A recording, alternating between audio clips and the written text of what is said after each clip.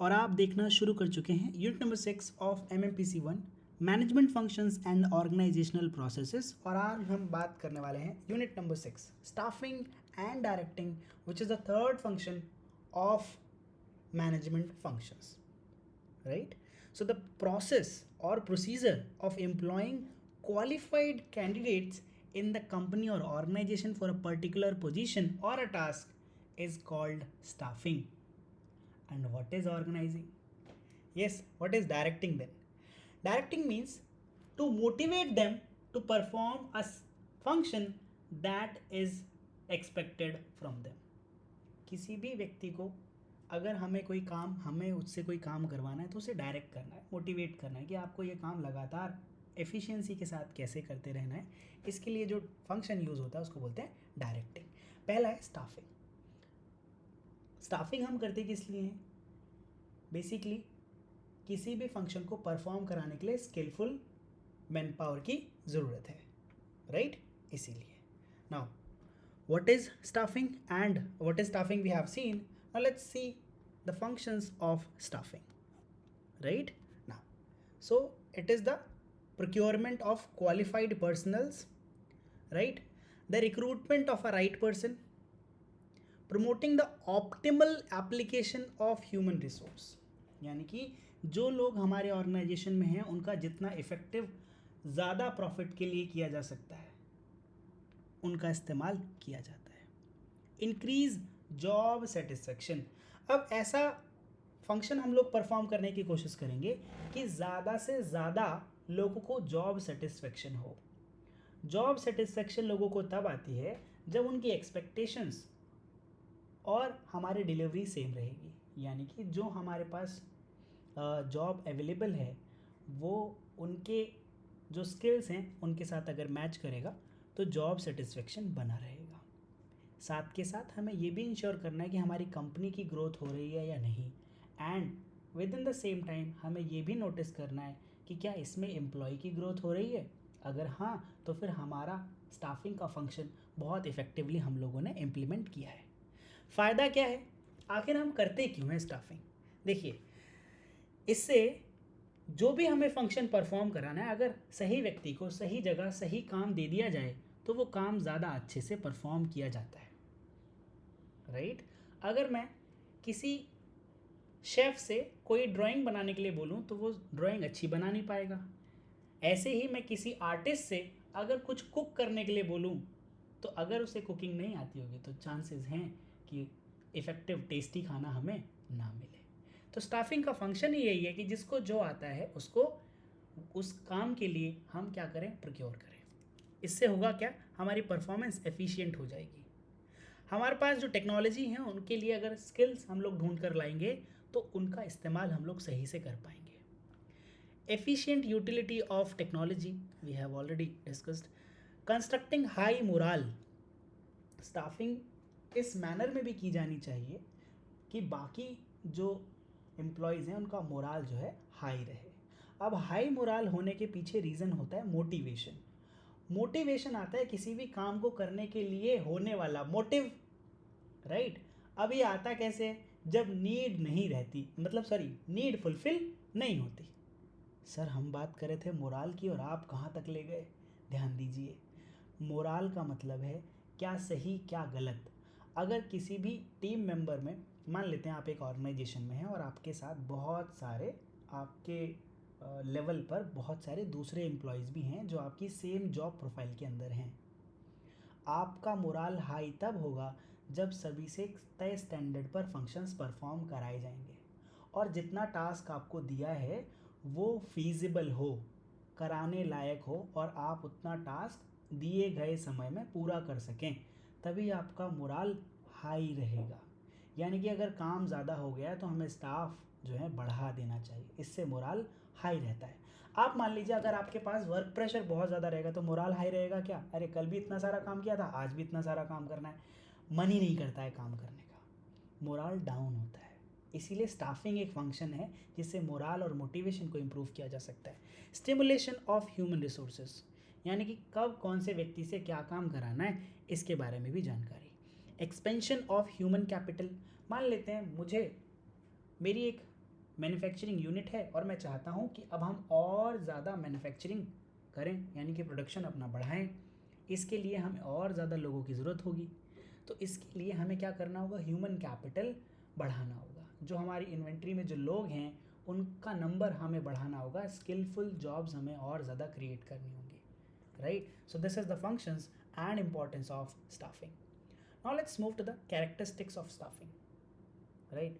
Generally जब हम staffing करते हैं तो हम लोगों के लिए लोगों के साथ मिलकर क्या करते हैं, इस फंक्शन को परफॉर्म करते हैं। हाँ, लोगों के लिए ही परफॉर्म करते हैं, उनके बिहाफ पर। अगर मैं आपको कोई जॉब दे रहा हूँ तो इसमें आपका भी तो फ़ायदा है। कोई ऑर्गेनाइजेशन ने आपको अगर कोई जॉब प्रोवाइड की है, कोई काम दिया है जो जिसे आप इफ़ेक्टिवली कर पाएंगे, तो इसमें दोनों का फ़ायदा होगा, जाहिर सी बात है। लोगों के साथ, लोगों के लिए, लोगों द्वारा किए जाने वाला फंक्शन, दैट इज स्टाफिंग। ये पीपल सेंटर्ड होता है, राइट। जनरली यहाँ पर अगर आप एक ऑर्गेनाइजेशन की हिरार्की देखेंगे तो वॉल्यूम ऑफ एम्प्लॉयज़ अगर एक ट्रायंगल के बिहाफ पर मेज़र किया जाए तो ट्रायंगल में भाई अगर इसके 3 हिस्से कर दूंगा मैं, तो मैथमेटिकल फॉर्म में सबसे ज़्यादा एरिया कहाँ का है, ए पार्ट का, बी पार्ट का या सी पार्ट का? यस, पहले तो ये जवाब मुझे मिल जाए हमारी टीम से। Yes everyone, Agnes, Akhilesh, Albina, Shikha, Sumit, Zoya, पक्की बात है?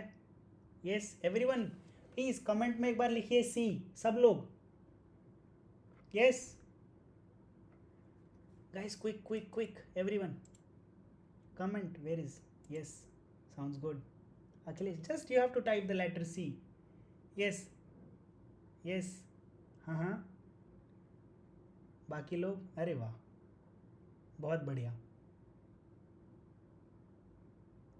Everyone, yes, sounds great.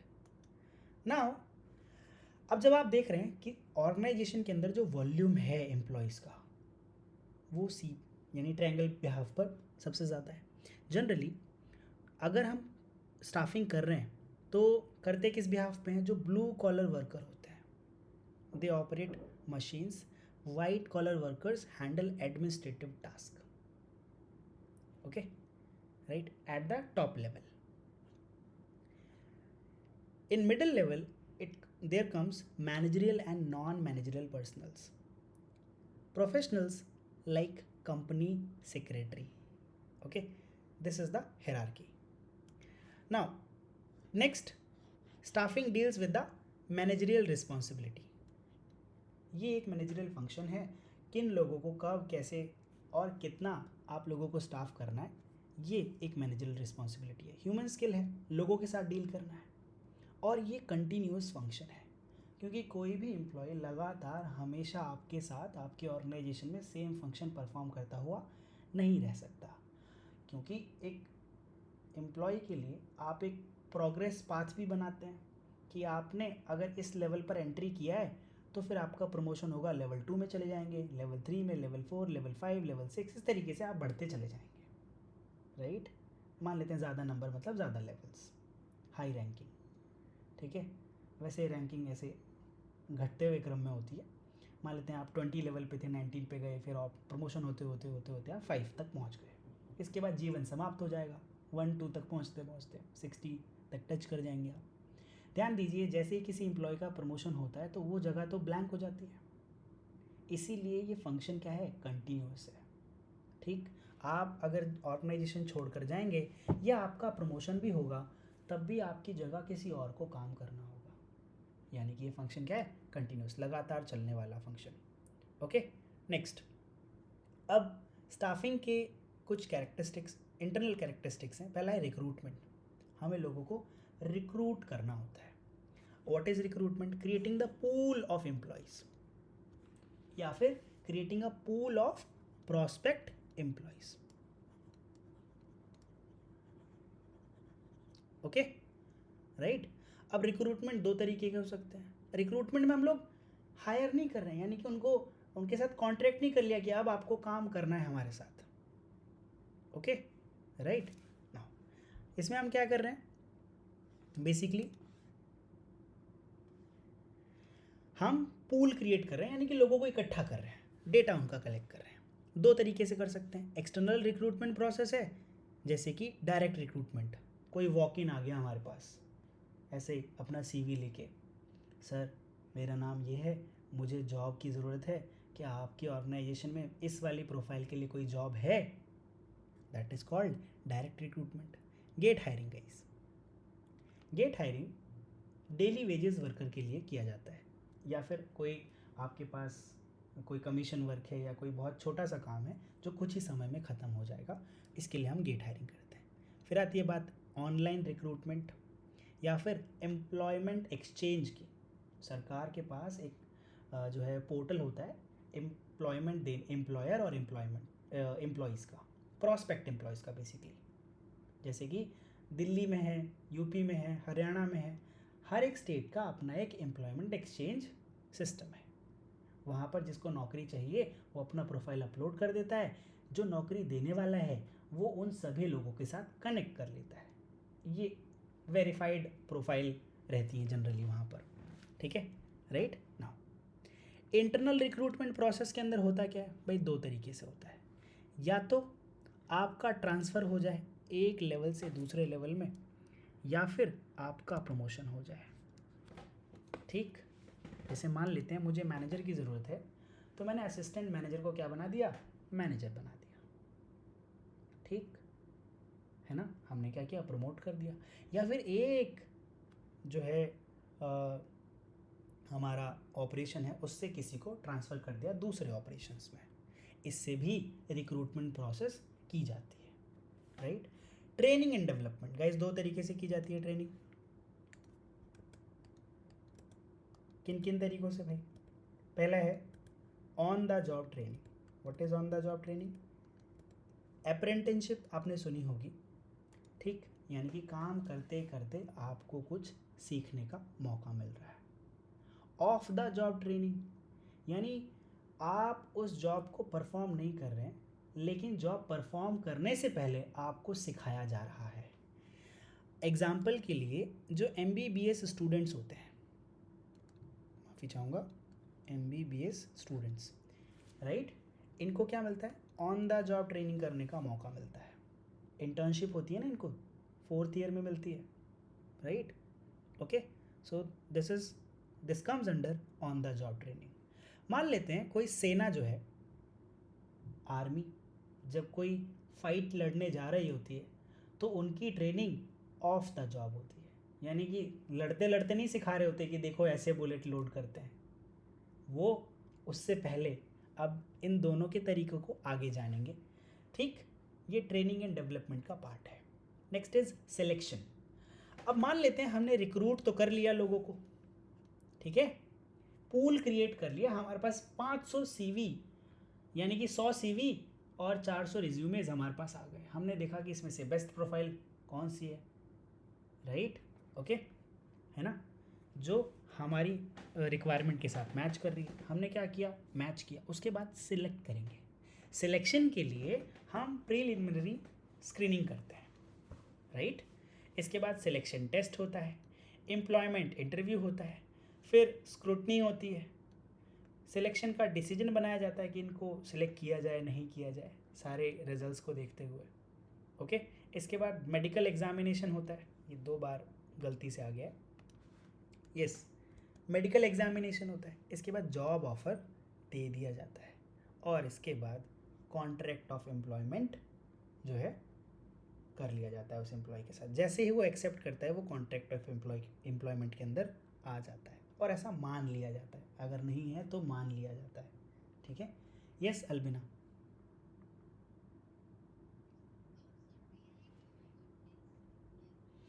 Scrutinising के अंदर हम स्क्रूटनी करते हैं कि रेफरेंस कहाँ से मिला है इस एम्प्लॉय का, है ना, इसके सारे रेफरेंस चेक सही थे, और जो इसने टेस्ट दिया है वो सही है, इंटरव्यू में कितने मार्क्स आए। बेसिकली हम क्या कर रहे हैं, फिल्टर कर रहे हैं, ओके जी। नाउ अब ट्रेनिंग एंड डेवलपमेंट मैंने आपसे कहा कि अभी सीखेंगे।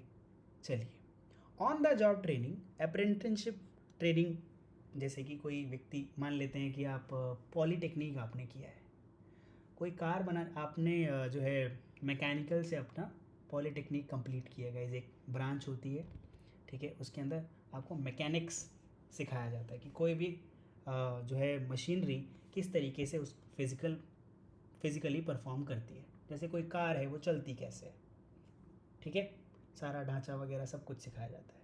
तो यहाँ पर जनरल जो ट्रेनिंग दी जाती है एम्प्लॉयज़ को वो अप्रेंटिसशिप ट्रेनिंग दी जाती है, यानी कि पहले उनको एम्प्लॉय कर दिया जाता है और वहाँ पर कुछ इंटर्नशिप के बिहाफ पे कुछ पैसा मिलता है उनको और जो है ट्रेन किया जाता है, सॉरी अप्रेंटिसशिप दी जाती है।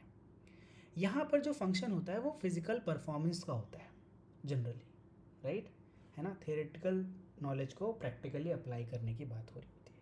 Next is job rotation. Job rotation में मान लेते हैं आप एक ऑर्गेनाइजेशन में काम करते हैं, ठीक, उस ऑर्गेनाइजेशन के अंदर जॉब रोटेट किया जा रहा है। अब ऐसा इसलिए किया जाता है ताकि अगर कोई मुसीबत आ जाए तो आप उस खाली जगह को फिल कर सकें कुछ समय के लिए। मान लेते हैं आपकी ही टीम बनी हुई है, एक छोटी सी टीम है, उसके अंदर टीम लीडर है, कोई कंटेंट लिख रहा है, मान लेते हैं हमारे एक नोट्स बनाने वाले, मान लेते हैं आप एक जो है टीचिंग ऑर्गेनाइजेशन में है। टीचिंग ऑर्गेनाइजेशन के अंदर 4-5 अलग अलग लोग हैं जो एक छोटी सी टीम में काम कर रहे हैं, राइट। मान लेते हैं MBA का कोर्स डेवलप करना है, उसके लिए 4 अलग अलग लोग हैं, ठीक। जैसे एक क्या करेगा, रिसर्च एंड डेवलपमेंट फंक्शन रहेगा पहले व्यक्ति का, दूसरे व्यक्ति का रहेगा कंटेंट राइटिंग, ठीक है, तीसरे का रहेगा कि भाई जो है काउंसलिंग, राइट, और जो है फोर्थ एम्प्लॉय जो है इसका काम मान लेते हैं कि डेटा कलेक्शन और डेटा फिल्ट्रेशन का है, डेटा कलेक्शन, ठीक है, राइट। अब हमने क्या किया, अगर इनमें जॉब रोटेशन करा रहे हैं तो काम करने के दौरान डेटा कलेक्शन वाले एम्प्लॉय को हम क्या करा रहे हैं, कंटेंट राइटिंग भी बीच बीच में सिखा दे रहे हैं कि आखिर कंटेंट लिखते कैसे हैं। रिसर्च एंड डेवलपमेंट वाले को काउंसलिंग सिखा रहे हैं कि काउंसलिंग कैसे करते हैं स्टूडेंट्स की, यानी कि आपस में मिक्स मैच करा रहे हैं। ज़रूरत क्या है, ज़रूरत ये है by any like in any conditions, अगर कभी ऐसा हुआ कि किसी एम्प्लॉय की तबीयत बिगड़ गई या फिर जो है एम्प्लॉय एग्ज़िट ले लेता है, उस समय हमें जॉब रोटेशन हेल्प करती है, right. Next is internship. Theoretically लोगों को एज एन इंटर्न रखा जाता है ताकि वो कुछ पहली बार सीख सकें। अब इंटर्नशिप में और अप्रेंटिसशिप में डिफरेंस क्या है, अप्रेंटिसशिप के अंदर आपको जो है इस पर्पस से रखा जाता है कि बाद में आपको हायर कर ही लिया जाएगा मोस्ट ऑफ द केसेस में, लेकिन इंटर्नशिप में जनरली सिर्फ आप अपनी पहली जॉब परफॉर्म कर रहे होते हो, जिससे आप ऑर्गेनाइजेशन के बारे में जानते हो और अपनी रोल्स एंड रिस्पॉन्सिबिलिटीज़ समझने की पहले स्टेप पर होते हैं। Next is coaching, okay.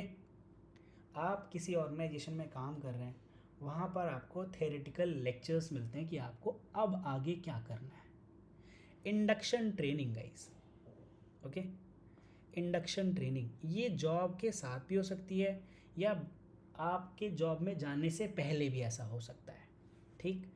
Of the job training यानी कि जॉब ख़त्म होने के बाद, जब काम सारा ख़त्म हो गया उसके बाद classroom lectures. Vestibule school, vestibule school होता क्या है, मान लेते हैं कि आप कुछ ऐसा परफॉर्म करने वाले हैं जिसका रिज़ल्ट जो है ड्रास्टिक हो सकता है या बहुत ज़्यादा जो है दुनिया को बदल देने वाला या हार्मफुल हो सकता है, कुछ भी हो सकता है, तो आप एक मॉडल रेडी करेंगे उसके लिए, वैसा ही इन्वायरमेंट बनाने की कोशिश करेंगे जिसमें आपको काम करना है, ठीक है, राइट। युद्ध अभ्यास आपने सुना होगा गाइस, वॉर ट्रेनिंग्स आपने सुनी होगी, तो जब भी वॉर ट्रेनिंग होती है एक दो कंट्रीज़ की तो that is called vestibule school.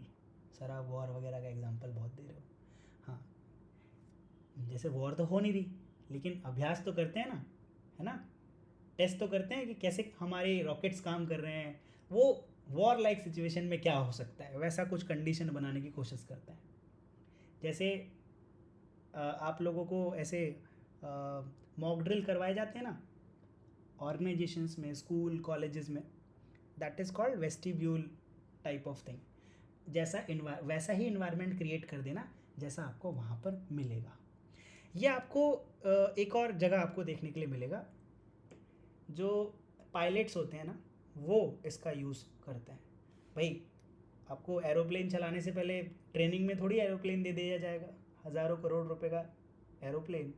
उसके लिए पहले आपको ऐसे मॉडल में बैठा के चेक कराया जाएगा, ये देखिए क्या है कैसे है। Next is case study, of the job training है, अभी जॉब में गए नहीं उससे पहले ही बताया जा रहा है कि क्या कैसे कैसे चीज़ें परफॉर्म होती हैं। फिल्म्स आपको दिखा सकते हैं कि पहले आप देखिए कि कैसे ये काम कर रहा है, राइट। इंडक्शन ट्रेनिंग यानी पूरे ऑर्गेनाइजेशन का इंट्रोडक्शन बेसिकली इस टाइप की चीज़ होती है, जिसमें आपके रोल्स रिस्पॉन्सिबिलिटीज़ रूल्स रेगुलेशंस और सारी चीज़ों से आपको इंट्रोड्यूस कराया जाता है। So guys this is the training and development part of organising, माफ़ी चाहूँगा मैं, staffing, right. Next is directing guys. What is directing? Okay, directing के अंदर बेसिकली करते क्या है, लोगों को उनका काम करने के लिए हम लोग प्रोत्साहित करते हैं, मोटिवेट करते हैं। अब ये करते क्यों हैं? जनरली हम चाहते हैं कि मैक्सिमम कंट्रीब्यूशन किसी भी इंडिविजुअल से आ जाए, जो ऑब्जेक्टिव्स हैं उस पर एम्प्लॉयज़ अग्री कर जाएं, कमांड जो है यूनिफाइड तरीके से जाए, जिससे एम्प्लॉयज़ हर एक लेवल पर उस इंफॉर्मेशन को एक ही बार में सही तरीके से जाने। रिलेवेंट टेक्निक ऑफ डायरेक्शन, इसका भी इस्तेमाल किया जाता है। कौन से ऐसे तरीके हैं जिससे लोगों को डायरेक्ट किया जा सके कि वो इस काम को इफेक्टिवली परफॉर्म करें। Communication of manager, using informal organisation, leadership, इन सभी चीज़ों का इस्तेमाल करके हम बेहतर डायरेक्टिंग करने की कोशिश करते हैं। What are the aspects of directing? भाई हम करते क्यों हैं? सुपरविज़न करने के लिए, मोटिवेट करने के लिए, लीडरशिप शो करने के लिए, या फिर इफेक्टिवली कम्युनिकेट करने के लिए, right. Now what are the characteristics? देखिए, किसी भी काम को करने से पहले अगर आपके सीनियर्स आपको वो काम करके दिखा दें तो आपका मोराल हाई हो जाता है और आप उस काम को ज़्यादा अच्छे से करते हैं। इसीलिए आपको डायरेक्ट किया जाता है कि देखिए ये काम कैसे करते हैं, ठीक है। Direction is just like that. मान लेते हैं कि मैं आपको जो है एक मशीनरी है उसको पहली बार चलाना सिखा रहा हूँ, तो मैं दिखाऊंगा कि देखिए ऐसे किया जाता है, ठीक। So beginning of action, prevalent function है, सीजलेस एक्टिविटी है, कंडेसेंड ऑर्डर ऑफ हायरार्की, यानी कि आपके सीनियर्स और जूनियर्स कौन हैं, कौन किससे कैसा काम परफॉर्म करा सकता है, ये। It involves human factor, impactful utility of resources, जो भी हमारा ह्यूमन रिसोर्स है या मैन मशीन है सबका इफ़ेक्टिव यूज़ किया जा सकता है अगर एफिशिएंट डायरेक्टिंग की गई हो तो। What are the elements of directing? Guys आप ऑर्डर सर्कुलेट कर सकते हैं, यानी कि क्या करना है। एडमिनिस्ट्रेशन एंड सुपरविज़न रख सकते हैं, जिससे आप ये देख सकें कि वो लोग सही से काम कर रहे हैं या नहीं। प्रॉम्प्टिंग सबऑर्डिनेट, बार बार आप क्या करें, उनसे रिपोर्ट लें लगातार, है ना, इसे चेक में रखें, प्रॉम्प्ट चेक तुरंत लगातार। Connection with subordinates, it nurtures discipline and gratifying effective people, right. जो व्यक्ति सही है, यानी कि जो व्यक्ति सही का मतलब है कि इफ़ेक्टिवली परफॉर्म कौन कर रहा है, इसकी जानकारी भी डायरेक्टिंग के दौरान पता लग जाती है। लीडरशिप रोल है गाइस डायरेक्टिंग, आपको एक इफ़ेक्टिव लीडर ही सही से डायरेक्ट कर सकता है। आई होप आपको unit number 6 staffing and directing effectively समझ में आया होगा। Everyone, are you guys getting it? Yes, पक्की बात है? Shikha, Sumit, Agnes, sounds good. So guys, this is all about the unit number 6. See you in the very next lecture. Till then, take care of yourself. You guys are really awesome.